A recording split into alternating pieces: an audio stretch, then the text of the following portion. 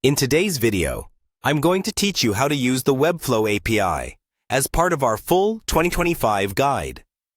This guide will help you navigate through the essential steps, ensuring you get the most out of Webflow's powerful tools for creating custom websites. Let's dive right in and get you started. First, head over to the Webflow website. This is your starting point, and you'll find everything you need to create stunning custom websites with their visual builder. Once you're on the site, locate the Login button.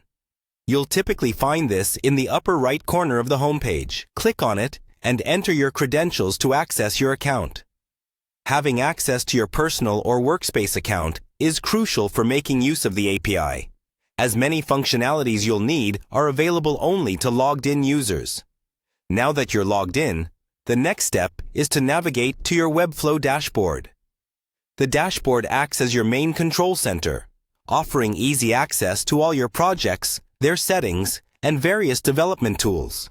It's a good idea to familiarize yourself with this area if you haven't already, as it's where you'll manage all aspects of your Webflow experiences. Once you're in the dashboard, it's time to delve into the settings. Look for the Settings option, usually located in your workspace menu. Clicking on this will take you to a variety of configuration options, each tailored to refine how you work and interact with your projects on Webflow. Now, let's find the Apps and Integrations section. This is a pivotal area where you can manage and integrate various apps that can enhance your Webflow workspace's capabilities. Here, you can link other tools and services that complement your Webflow usage, providing a robust environment to support your projects.